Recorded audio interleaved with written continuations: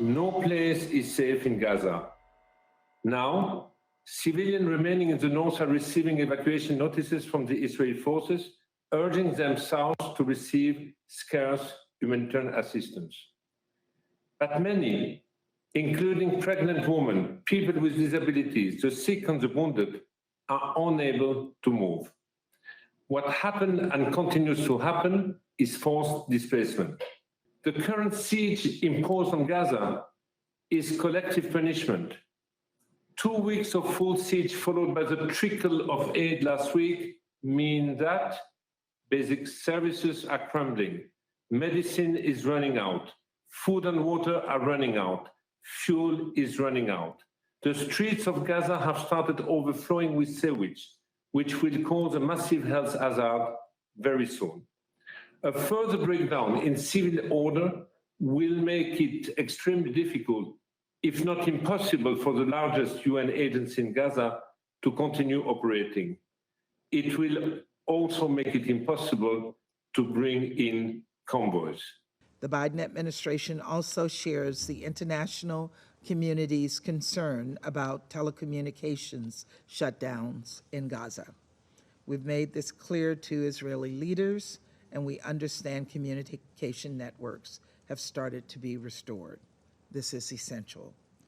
A shutdown of telecommunication imperils the lives of civilians, UN personnel, and humanitarian workers, and risks exacerbating the humanitarian crisis in Gaza. And more than one entry point into Gaza is indispensable if we are to make a difference.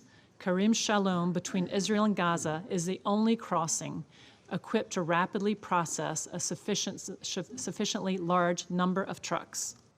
They want to depopulate the Gaza Strip completely from the entire population and throw them in the lap of Egypt in the Sinai Desert.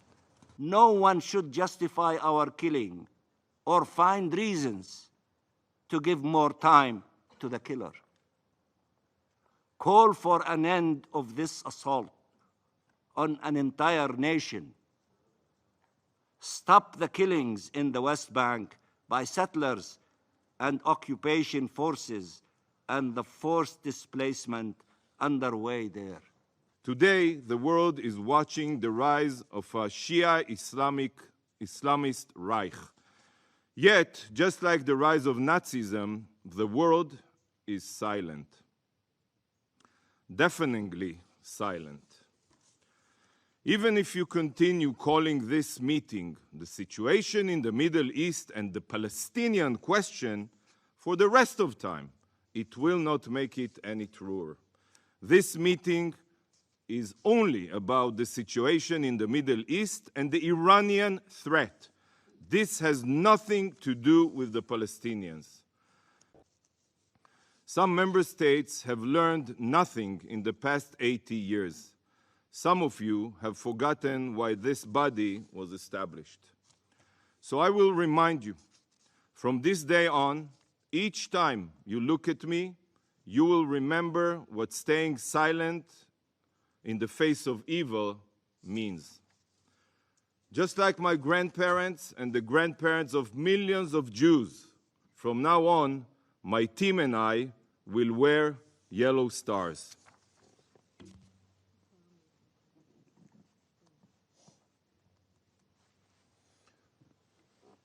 We will wear this star until you condemn the atrocities of Hamas and demand the immediate release of our hostages. Mr. President, thank you for your presence here with us in New York today.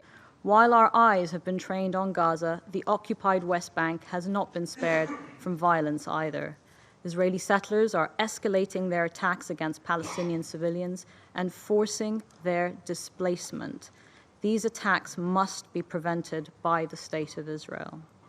Across the region, there have been several credible warnings of a wider escalation. The drums of war are beating. It's a disaster on top of a disaster. Health needs are soaring, and our ability to meet those needs is rapidly declining. So a third of hospitals are non-functioning. 71% of clinics are non-functioning. You've seen the numbers of 8,000 deaths, over 20,000 injuries, 1.4 million people displaced. So our inability to supply medicines and equipment to the remaining hospitals is vital, and now we've been cut off from that ability, if you like, because of the high security risk in the north.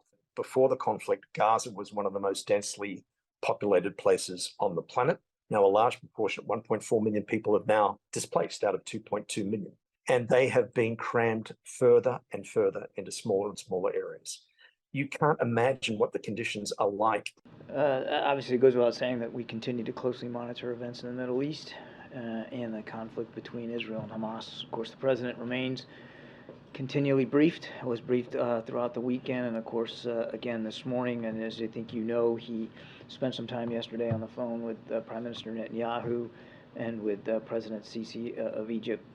In the call with Prime Minister Netanyahu did receive a commitment that the Israelis will endeavor to support a significant increase in the flow of humanitarian aid into Gaza, so additional trucks. And we had 45 or so get in yesterday. We're hoping that we can get some more in today, but obviously, even with the increase, it's going to take time to make up the difference, and we know there's an awful lot that needs to happen to accelerate and to increase that flow of aid. And you heard the Prime Minister today speaking in Tel Aviv about the efforts that they're undertaking to try to avoid civilian casualties, and I think that they certainly are making that effort. It doesn't mean that there haven't been civilian casualties. Tragically, there have been many, thousands of them.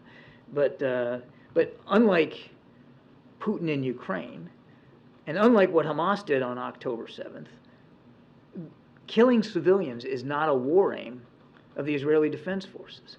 Their war aim is to go after Hamas terrorists. Terrorists, I might add, that are using innocent Palestinians as human shields. This is why we were glad to see the internet connectivity restored, so that first responders could do their job, so that journalists could do their job, so that more information could pass to the hands of innocent people in Gaza who want information about where to go, where not to go. I mean, we're glad to see that got restored. And yes, we were part of the conversations that led to that restoration.